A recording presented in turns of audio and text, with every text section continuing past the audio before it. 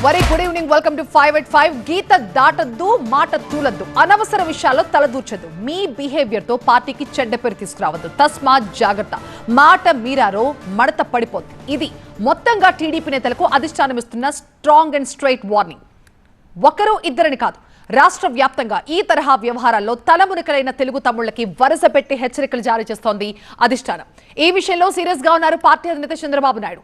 పార్టీకి డ్యామేజ్ చేసే చర్యల్ని ఉపేక్షించే ప్రసక్తే లేదంటే ఒక స్పష్టమైన వార్నింగ్ ఇస్తున్నారు. అందులో భాగంగానే నేతలను పిలిచి వివరణలు కోరుతోంది పార్టీ. పార్టీకి ఇబ్బంది కలిగించేలా నేతలు వ్యవహరించడంపై హైకమాండ్ ఫోకస్ పెట్టినట్టుగా తెలుస్తోంది.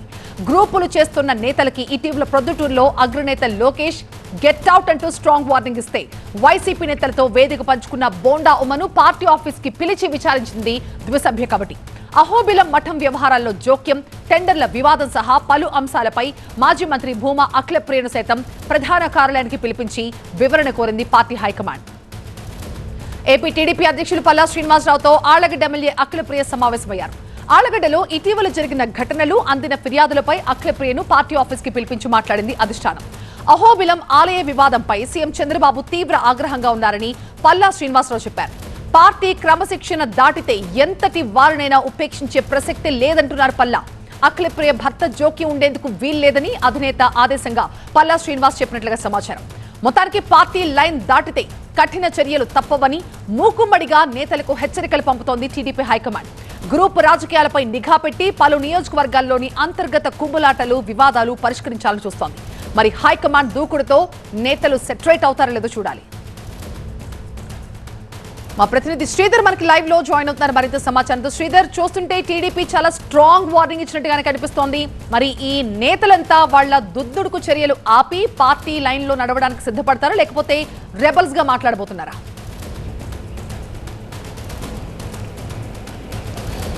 ఖచ్చితంగా రాష్ట్ర అధ్యక్షుడు పల్లా శ్రీనివాస్ అయితే టీడీపీ శ్రేణులకు, టీడీపీ నాయకులకు కూడా స్ట్రాంగ్ వార్నింగ్ ఇచ్చారని చెప్పవచ్చు. ఎందుకంటే రాష్ట్ర వ్యాప్తంగా కూడా అధిష్టానానికి మాత్రం ఫిర్యాదులు అందుతున్నాయి. రాష్ట్ర వ్యాప్తంగా ఉన్నటువంటి కొంతమంది నాయకుల మీద ఇప్పటికే ఫిర్యాదులు అందుతున్న నేపథ్యంలో ఇటు బోండా ఉమ వ్యవహారంతో పాటు ఇటు ఆళ్లగడ్డ ఎమ్మెల్యే ఇటు వ్యవహారం కూడా చూసుకొని ఈ ఇద్దరిని దృష్టిలో ఉంచుకొని రాష్ట్ర వ్యాప్తంగా ఉన్నటువంటి నాయకులకు కూడా స్ట్రాంగ్ వార్నింగ్ ఇచ్చారని చెప్పుకోవచ్చు.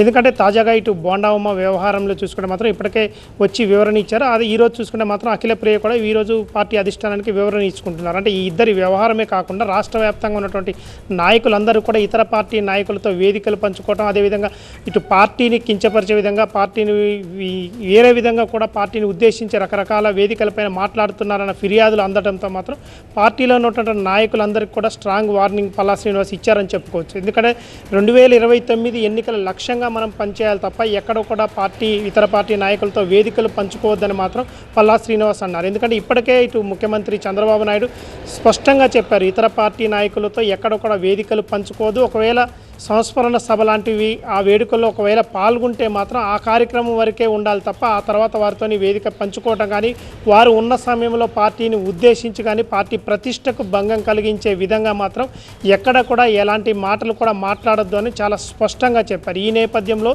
ఈ బోండా ఉమ వ్యవహారాన్ని, ఈ అఖిలప్రియ వ్యవహారాన్ని దృష్టిలో ఉంచుకొని పార్టీ నేతలందరికీ కూడా స్పష్టమైన ఆదేశాలు జారీ చేశారు. ఏమంటే 2029 ఎన్నికల లక్ష్యంగా పనిచేయాలి, పార్టీ నిర్ణయాలకు మేరకు అందరూ కట్టుబడి ఉండాలి, ఎలాంటి పార్టీని ప్రతిష్టకు భంగం కలిగించే విధంగా ఎవరు కూడా ప్రతిష్టకు భంగం కలిగించవద్దు, ప్రవర్తించవద్దు. అదేవిధంగా రాష్ట్ర వ్యాప్తంగా ఉన్న నాయకులందరూ కూడా పార్టీ ఆదేశాల అనుసారమే పనిచేయాలి. 2029 ఎన్నికలకు ఏ విధంగా ముందుకెళ్ళాలి, క్యాడర్ని ఏ విధంగా ముందుకు తీసుకెళ్లాలన్న ఉద్దేశంగానే పనిచేయాలి తప్ప ఎక్కడ కూడా పార్టీ ప్రతిష్టకు భంగం కలిగించే విధంగా మాత్రం ఎలాంటి సభల్లో కూడా మాట్లాడొద్దు అని మాత్రం పల్లా శ్రీనివాసరావు చెప్పినట్టు తెలుస్తుంది. ఎందుకంటే ఇప్పటికే చాలా చోట్ల కూడా గ్రూప్ రాజకీయాలు, అదేవిధంగా రెబల్స్ రాజకీయాలు ఉన్నాయని పార్టీ దృష్టికి వచ్చింది. ఈ నేపథ్యంలో 2029 ఎన్నికల్లో మాత్రం ఇలాంటి గ్రూపులు ఉంటే మాత్రం పార్టీకి ఇబ్బందికరంగా ఉంటుందన్న ఉద్దేశంతోనే మొత్తం మీద ఇటు పార్టీ క్యాడర్ని మాత్రం సమాయత్తం చేసేందుకు మాత్రం ఈరోజు పార్టీ నాయకులందరినీ మాత్రం పల్లా శ్రీనివాస్ గట్టిగానే హెచ్చరించినట్టు తెలుస్తుంది. Right Sridhar, thank you. Moving on, ఇక మరికొన్ని గంటలే మిగిలి ఉంది భోగాపురం ఎయిర్పోర్ట్ ప్రారంభోత్సవానికి అంతా ఎదురు చూస్తున్నారు. ఈ వేడుకను అంగరంగ వైభవంగా నిర్వహించేందుకు రాష్ట్ర ప్రభుత్వం అన్ని ఏర్పాట్లు చేస్తుంది. అయితే భోగాపురం ఎయిర్పోర్ట్ పై కూటమి పార్టీలు, వైసీపీ మధ్య క్రెడిట్ వార్ నడుస్తోంది. వైసీపీ హయాంలో భోగాపురం ఎయిర్పోర్ట్ పనులు జరిగితే ప్రచారం మాత్రం చంద్రబాబు చేసుకుంటున్నారన్న జగన్ వ్యాఖ్యలకు మంత్రి సత్యకుమార్ కౌంటర్ ఇచ్చారు. ఎయిర్పోర్ట్ నిర్మించాలన్నది చంద్రబాబు లక్ష్యం. దీనికి 2014లోనే బీజం పడిందన్నారు మంత్రి. క్రెడిట్ చోరీ చేయడం జగన్ కు ఫ్యాషన్ గా మారిందన్నారు. ఎయిర్పోర్ట్ నిర్మాణానికి బీజం వేసింది కూటమి, పూర్తి చేసింది కూడా కూటమి అంటున్నారు సత్యకుమార్. భోగాపురం, పోలవరానికి ఎప్పుడో బీజం పడింది. ఈ 2 ప్రాజెక్టుల్లో వైసీపీ పాత్ర చాలా ఉందన్నారు మాజీ మంత్రి అంబటి రాంబాబు. ఇక ఎర్రబస్సు రాని భోగాపురంకు ఎయిర్పోర్ట్ అవసరమా అని జగన్ గతంలో ప్రశ్నించారని గుర్తు చేశారు Vizianagaram MP Kalisetti Appalanaidu. Satyakumar comments, Ambati counter, ఇద్దరి మధ్య డైలాగ్ వార్ ఇప్పుడు చూద్దాం. భూసేకరణ చేయకుండా అనుమతులు మేము తెచ్చామంటే ఎలా సాధ్యమవుతుంది? భూసేకరణ చేయకుండా ప్రతి చోట ఇదే చెప్తుంటారు, భూసేకరణ చేయకుండా అనుమతులు తెచ్చాలని. సో అబద్ధాలు చెప్పి ప్రతిదానికి క్రెడిట్ చోరీ, ఇప్పుడు అది పెద్ద ఫ్యాషన్ అయిపోయింది. క్రెడిట్ చోరీ చేయాలని చేసే ప్రయత్నం ప్రతి దాంట్లో జరుగుతూ ఉంది. కాబట్టి వాస్తవం ప్రజలకు తెలుసు. క్రెడిట్ చోరీ మంజూరీ జరిగింది ఎప్పుడు, పూర్తి అయ్యింది ఎప్పుడు, మధ్యలో అసలు భూసేకరణ జరిగిన దాన్ని కూడా లాగేసుకున్నది ఎవరు? దీన్ని బట్టి అర్థం చేసుకోవాలి కదా. మంజూరైంది ఎన్డీఏ ప్రభుత్వంలో, పూర్తయింది ఎన్డీఏ ప్రభుత్వంలో, మధ్యలో తీసుకొచ్చి సేకరించిన భూమిని కూడా వెనక్కి లాక్కున్నారు. కాంట్రాక్టర్ను పారిపోయేలాగా చేశారు. అదే కాంట్రాక్టర్ వచ్చి ఇప్పుడు నిర్మిస్తున్నారు. దీన్ని బట్టి అర్థం చేసుకోవాలి క్రెడిట్ చోరీ ఎవరు చేస్తున్నారని. ఒకరికోసం మ్యూజిక్ చైర్స్ లాగా ఒక్కొక్కరికి ఒక్కో టైంకి ప్రారంభించేటువంటి అవకాశం కలుగుతుంది. అందువల్ల నేనే నిర్మించానంటే సరిపోతుందా? జగన్మోహన్ రెడ్డి గారి టైంలో ఎన్ని పనులు జరిగాయి భోగాపురానికి కానీ, లేకపోతే మన దీనికి కానీ, పోలవరం ప్రాజెక్టుకి కానీ. సరే, ఇవన్నీ చరిత్రలో చాలా స్పష్టంగా నిలిచిపోయేటటువంటి ప్రాజెక్టులు 2 కూడా. దానిలో వైఎస్ఆర్ కాంగ్రెస్ పార్టీ పాత్ర గణనీయంగా ఉందనేది అందరికీ తెలుసు. సరే, ఆయన డబ్బా కొట్టుకుంటాడు. ఆ డబ్బా కొట్టుకోవడానికి ఉన్నాయి పత్రికలు, వాళ్ళకి పచ్చ పత్రికలు, ఆ డబ్బా ఫ్రంట్ పేజీలో రాస్తుంటారు. రాసుకోమను, జనం ఎవరు నమ్మరు. రైట్, ఇదే అంశానికి సంబంధించి మా అసోసియేట్ ఎడిటర్ ఈశ్వర్ మరిన్ని అప్డేట్స్ అందిస్తారు. ఈశ్వర్, ఏ ప్రాజెక్ట్ వచ్చినా, ఏ ప్రారంభోత్సవం వచ్చినా కూడా ఫస్ట్ ఈ క్రెడిట్ ఫైట్ అనేది కామన్ అయిపోయింది కూటమికి, వైసీపీకి. సో ఏ పాయింట్స్ మీద ఈ క్రెడిట్ ఫైట్ నడుస్తుంది యాజ్ ఆఫ్ నౌ? ఎగ్జాక్ట్లీ, సాధారణంగా చాలా పెద్ద ప్రాజెక్ట్స్, ఇలాంటి మౌలిక సదుపాయాలకు సంబంధించిన పెద్ద ప్రాజెక్ట్స్ వచ్చినప్పుడు కేవలం ఒక ప్రభుత్వ హయాంలోనే అన్నీ కావు. మళ్ళీ సెకండ్ టర్మ్ గవర్నమెంట్ రావాల్సిన అవసరం ఉంటుంది, ఒక్కోసారి థర్డ్ ఫేజ్ కూడా వెళ్ళాల్సిన అవసరం ఉంటుంది. సో ప్రతిసారి ప్రభుత్వాలు మారిన సందర్భాల్లో ఇట్లాంటి పెద్ద ప్రాజెక్టుల విషయంలో ఇట్లాంటి క్రెడిట్ చోరీ అంశాలు సాధారణంగా ఇటీవల కాలంలో మనం చూస్తూ వస్తున్నాం. వాస్తవానికి దీంట్లో అనేక అంశాలు ఉంటాయి. రాజకీయంగా దీన్ని ఒక నిర్ణయం మొదట తీసుకోవాల్సిన అవసరం ఉంటుంది. అట్లాంటి నిర్ణయాన్ని తీసుకుంది 2018లో మేమే అని చెప్పి తెలుగుదేశం పార్టీ చెప్తోంది. అందుకనే అప్పటి నుంచి మేము అప్పుడే దానికి సంబంధించి రాజకీయ నిర్ణయం తీసుకున్నాం. కేంద్రం నుంచి ప్రకటన చేయించి ఆ తర్వాత మేము దానికి సంబంధించిన అనుమతులన్నీ తీసుకునే ప్రయత్నం చేశాం. కానీ గవర్నమెంట్ మారడంతో 2019 నుంచి 24 వరకు ఏమీ చేయలేకుండా ఇప్పుడు అధికారంలోకి కూటమి వచ్చిన తర్వాత స్వయంగా సివిల్ ఏవియేషన్ మినిస్టర్గా రాష్ట్రానికి సంబంధించిన కింజరపు రామ్మోహన్ నాయుడు ఉండబట్టే మిగతా అనుమతులన్నీ వేగంగా వచ్చాయి. సో ఇంత త్వరగా ప్రాజెక్టు పూర్తవడానికి మేమే కారణం అని చెప్పి తెలుగుదేశం చాలా బలంగా చెప్పే ప్రయత్నం చేస్తోంది. దీనికి అనేక రాజకీయ కారణాలు కూడా ఉన్నాయి. ఎందుకంటే ఉత్తరాంధ్ర డెవలప్మెంట్కి సంబంధించిన ఒకవేళ ఎప్పుడైనా అట్లాంటి కథ వస్తే దానికి ఎవరు కారకుల నుంచి చర్చించాల్సిన అంశం వస్తే ప్రస్తుతం గూగుల్కి సంబంధించిన పెట్టుబడులు వస్తున్నాయి, మిగతా స్టీల్ ప్లాంట్కి సంబంధించిన పెట్టుబడులు వస్తున్నాయి.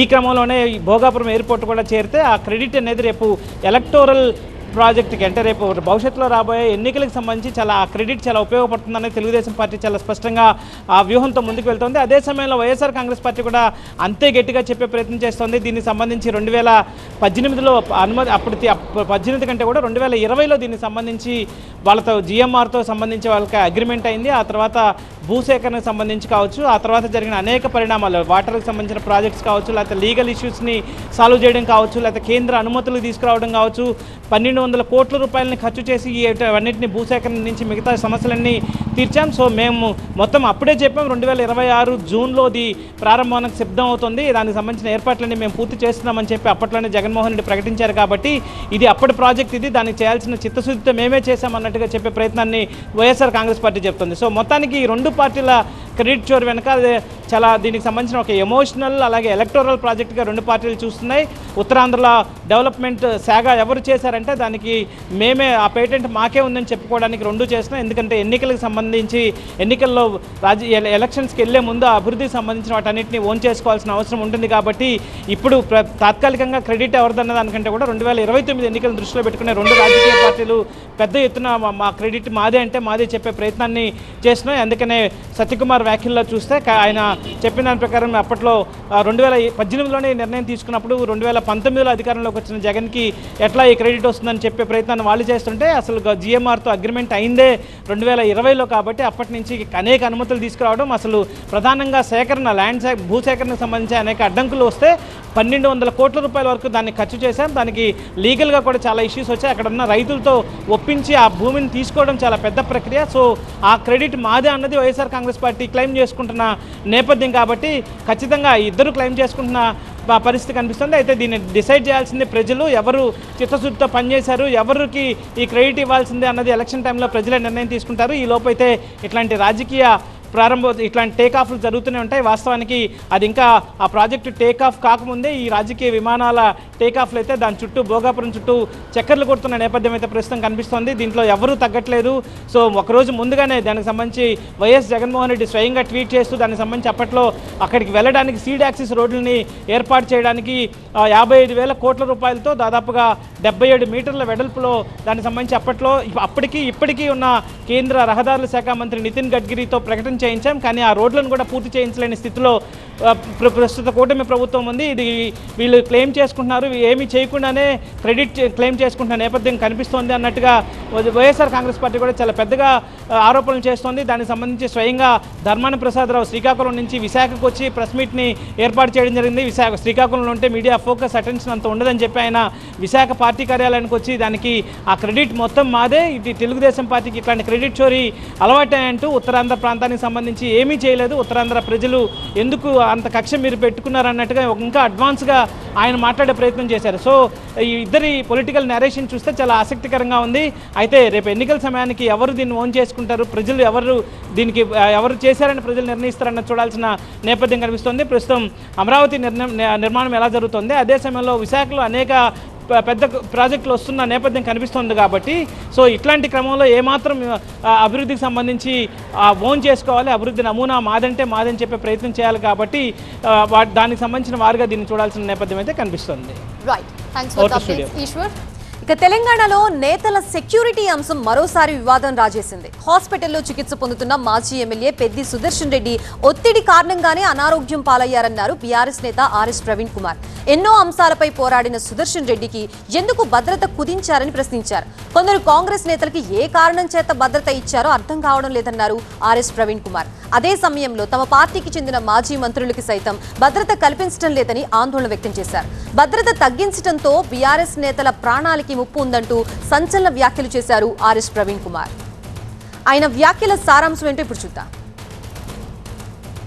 మీరు దయచేసి threat perception reports, security review committee recommendations ఏ బేసిస్ మీద చేసిండ్రు ఆ విషయాలు ప్రజల ముందర పెట్టాలి. ఇది ప్రజాస్వామ్యం. ఇక్కడ ఇది సీక్రెట్ మేము చెప్పము, వాళ్ళ ప్రాణాలకు ముప్పు అంటే మరి మా ప్రాణాలకు కూడా ముప్పు ఉన్నది, మా పెద్ద రెడ్డి ప్రాణాలకు కూడా ముప్పు ఉన్నది. అందుకొరకైతే అంత తీవ్రమైన ఒత్తిడికి లోనైండు. ఇలా హాస్పిటల్లో పోరాడుతూ ఉన్నాడు ఆయన. ఎవరికి చెప్పుకోవాలి? వాళ్ళ కుటుంబ సభ్యులు. మీకు చెప్తారా రేవంత్ రెడ్డి గారు? పైడాకుల అశోక్ న్యాయము, పైడాకుల అశోక్ ఒక న్యాయము, సత్యవతి రాథోడ్కు మరొక న్యాయం ఉండదు కదా? మాలోత్ కవితకు ఒక న్యాయము, సునీత మహేందర్ రెడ్డికి ఇంకొక న్యాయం ఉండదుగా? పట్నం నరేందర్ రెడ్డికి ఒక న్యాయము, అనుముల తిరుపతి రెడ్డికి కొండలరెడ్డికి ఇంకో న్యాయం. అనుముల తిరుపతి రెడ్డి మీద థ్రెట్ పర్సెప్షన్ రిపోర్ట్ ఏమున్నది? ముఖ్యమంత్రి బంధువులే ఆయన హోదా అయితే, ముఖ్యమంత్రి సోదరుడు ఆయన హోదా అయితే షో మీద ఎల్లో బుక్, ఆ బ్లూ బుక్కో ఎల్లో బుక్ ఉంటుందిగా సెక్యూరిటీ ప్రోటోకాల్స్లో, అందులో ముఖ్యమంత్రి బంధువులు వాళ్ళందరికీ కూడా అత్యాధునిక ఆయుధాలతో బీపీ కార్లు ఇవ్వాలి, అత్యాధునిక ఆయుధాలు ఇవ్వాలని ఎక్కడ రాసినదో దయచేసి ఆ విషయాలు ప్రజల ముందర పెట్టండి. ఇదే అంశానికి సంబంధించి మనకి పూర్తి అప్డేట్స్ అందించడానికి మా ప్రతినిధి రంజిత్ సిద్ధంగా ఉన్నారు. రంజిత్, అసలు ఏంటి సెక్యూరిటీ ఇష్యూ, అలాగే ఆర్ఎస్ ప్రవీణ్ ఎలిగేషన్స్ కి ఎలాంటి కౌంటర్స్ వస్తున్నాయి?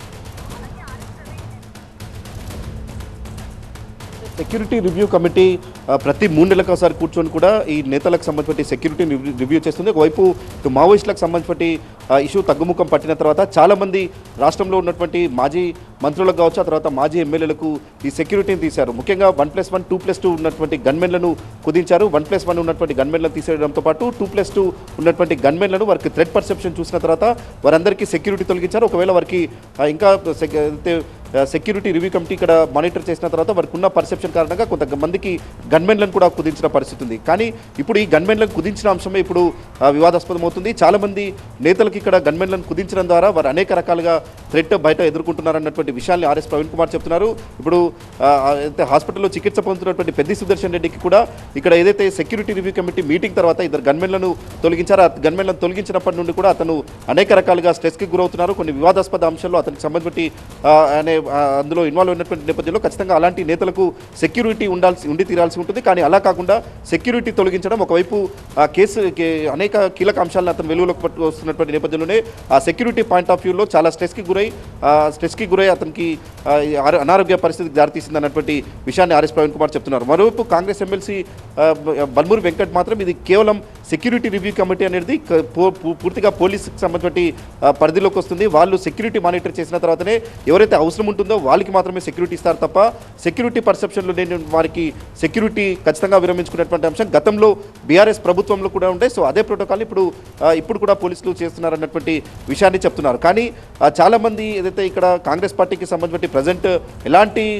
ప్రోటోకాల్ పదవిలో లేకుండా ఎలాంటి పదవుల్లో లేకున్నా కానీ కూడా వారికి సంబంధించి కుటుంబ సభ్యులు బంధువులకు ఇక్కడ గన్మెన్లను కల్పిస్తున్నారు. కానీ మాజీ మంత్రులు మాజీ ఎమ్మెల్యేలుగా ఉన్నటువంటి వ్యక్తులు అలాగే సెక్యూరిటీ పాయింట్ ఆఫ్ వ్యూలో థ్రెట్ పర్సెప్షన్లో ఉన్నటువంటి వ్యక్తులకు కూడా ఇక్కడ సెక్యూరిటీ విరమించుకోవడంతో కూడా చాలామంది నేతల్లో ఒక అండర్స్టాండ్ అయింది. సో ఇదే క్రమంలో పెద్ది సుదర్శన్ రెడ్డి కూడా ఇక్కడ సెక్యూరిటీ పర్సెప్షన్ పాయింట్ ఆఫ్ వ్యూలో అతను తొలగించిన తర్వాత చాలా ఒత్తిడికి లోనైనటువంటి అంశాన్ని కూడా ఇటు ఆర్ఎస్ ప్రవీణ్ కుమార్ చెప్తున్నారు. కానీ పోలీసులు మాత్రం ఇది సెక్యూరిటీ రివ్యూ కమిటీ అనేది ప్రతి 3 నెలలకోసారి కూర్చుంటుంది. ఇక్కడ ఇంటెలిజెన్స్ రిపోర్ట్ బేస్ చేసుకుని మాత్రమే అక్కడ సెక్యూరిటీ తొలగిస్తామన్నటువంటి విషయాన్ని చెప్తున్నారు. ఇక్కడ ప్రధానంగా మావోయిస్టులకు సంబంధించి ఈ సమస్య తగ్గుముఖం పట్టిన తర్వాత చాలా మందికి ఖచ్చితంగా ఆపరేషన్ కగారు ముగిసిన తర్వాత ఎవరైతే ఈ థ్రెట్ పర్సెప్షన్లో ఉన్నారో వాళ్ళందరికీ కూడా గన్మెన్లను తగ్గించాం.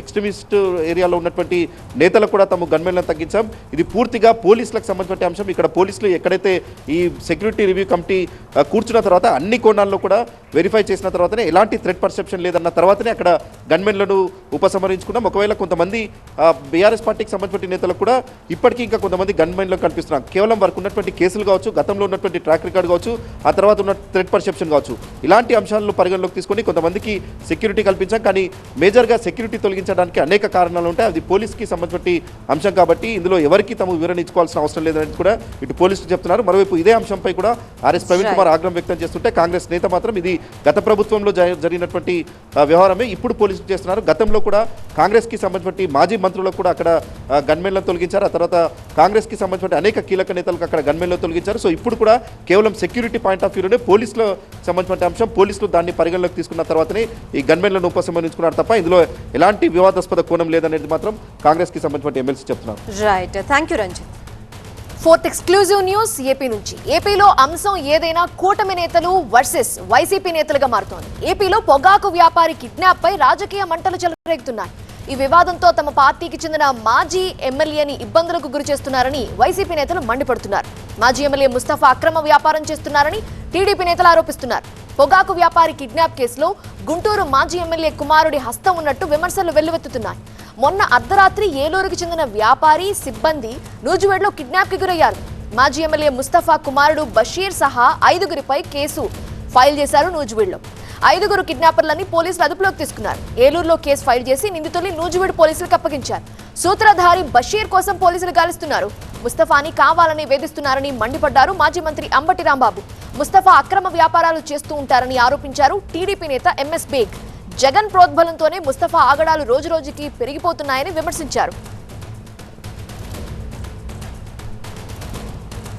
పూర్తిగా అందించడానికి మా ప్రతినిధి నాగరాజు సిద్ధంగా ఉన్నారు. నాగరాజు, ఎపిసోడ్ లో ఎలాంటి రాజకీయ విమర్శలు తలెత్తుతున్నాయి? బికాస్ వైసీపీ టీడీపీ పరస్పరం ఆరోపణలు చేసుకుంటున్నారు. మరి పోలీసులు ఏం చెప్తున్నారు?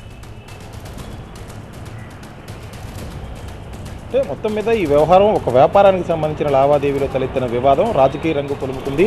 ప్రత్యేకంగా ఇప్పటికే బషీర్ మీద కేసులు నమోదు చేసి మాజీ ఎమ్మెల్యే ముస్తఫా తనయుడు బషీర్ మీద కిడ్నాప్ కేసు నమోదైంది. కిడ్నాప్ కేసుకు సంబంధించి ఇప్పటికే 5గురిని అదుపులోకి తీసుకున్నారు. కాబట్టి బషీర్ ఎక్కడున్నాడో కోసం ప్రత్యేకంగా 3 టీములను కూడా ఏర్పాటు చేసి బషీర్ కోసం గాలింపు చేపట్టిన నేపథ్యం కనిపిస్తుంది. ముస్తఫా పొగాకు వ్యాపారం చేస్తుంటారు. వివిధ ప్రాంతాల నుంచి కూడా పొగాకు కొనుగోలు చేస్తుంటారు. ఈ నేపథ్యంలోనే కోయలగూడెంకి సంబంధించిన ఒక వ్యాపారికి కూడా 92 లక్షల రూపాయలని అడ్వాన్స్గా ఇచ్చినట్లు చెప్తున్నారు.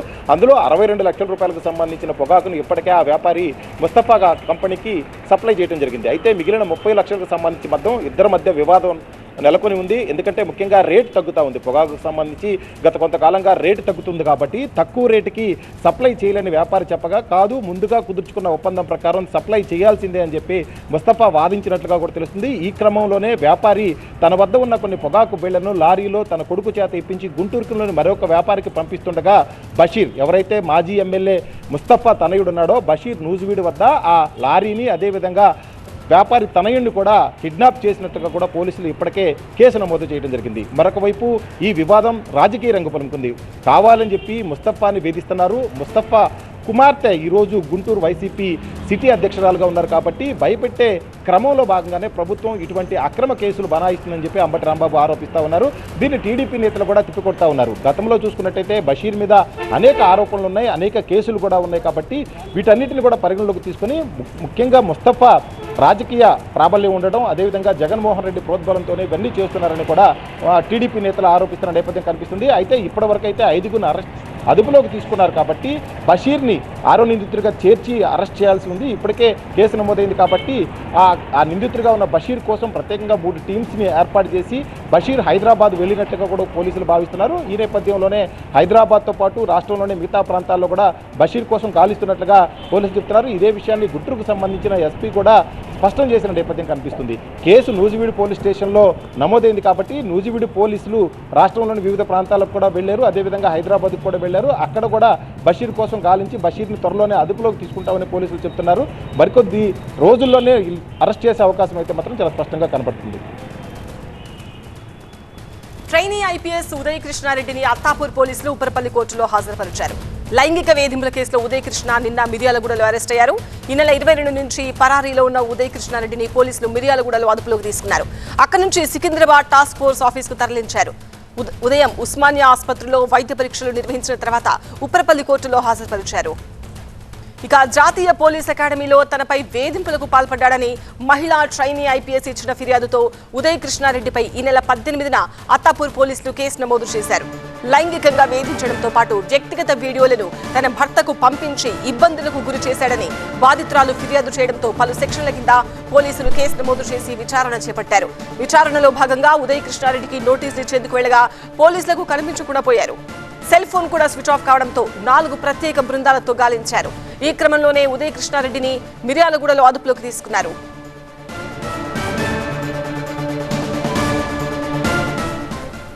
ప్రిన్సిపల్ కరెస్పాండెంట్ ప్రణీతతో మాట్లాడదాం. ప్రణీత, ఉదయ్ కృష్ణారెడ్డిని కోర్టులో హాజరుపరిచారని తెలుస్తోంది. సో కోర్టు అతనికి రిమాండ్ విధిస్తుందా, కస్టడీకి కావాలని పోలీసులు అడుగుతారా, ఏం జరగబోతోంది? సో ఆయన రిమాండ్కి సంబంధించి ఇప్పటికే వాదనలు స్టార్ట్ అయ్యాయి. దాదాపు 40 మినిట్స్కి పైగా ఉదయ్ కృష్ణ తరపు అడ్వకేట్ వాదనలు చెప్పుకుంటూ వచ్చారు. సో మొత్తం ఈ ఫిర్యాదుకి సంబంధించినటువంటి అంశాన్ని ప్రధానంగా ఆయన ప్రస్తావించారు. సో ఇది పూర్తిగా కాన్సెన్సువల్ అంశం. సో కాన్సెన్సువల్గా ఉన్నప్పుడు కొన్ని తీర్పులను సుప్రీంకోర్టు ఇటీవల కాలంలో ఇచ్చింది. సో వాటిని పరిగణలోకి తీసుకొని ఇప్పుడు ఉదయ్ కృష్ణకి రిమాండ్ రిజెక్ట్ చేయాలంటూ కూడా ఆయన కోరారు. అండ్ ఉదయ్ కృష్ణారెడ్డికి సంబంధించి ఇప్పటికే పోలీసుల విచారణకి ఉదయ్ కృష్ణారెడ్డి సహకరిస్తున్నాడు. అవసరమైతే ప్రతిరోజు కూడా అతడు పోలీసుల ఎదుట విచారణకి అటెండ్ అవుతాడు.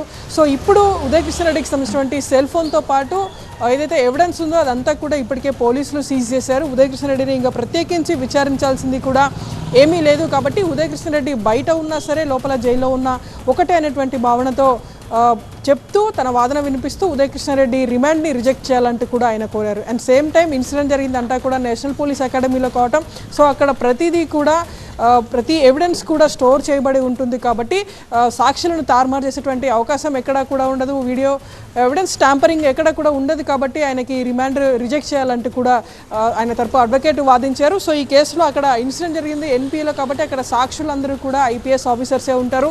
సో ఎవరు కూడా ప్రభావితమయ్యేటువంటి ఆస్కారం ఉండదు కాబట్టి ఉదయ్ కృష్ణారెడ్డిని జైలుకి పంపించకుండా బెయిల్పై విడుదల చేయాలంటూ కూడా ఆయన తన వాదనలు వినిపించారు. సో ఇప్పుడు ఫర్దర్గా పీపీ ఆర్గ్యుమెంట్స్ నెక్స్ట్ ఉండబోతున్నాయి. ఎట్లాంటి తీర్పు ఫైనల్గా కోర్టు ఇస్తుందో చూడాల్సింది. రైట్ ప్రణీత.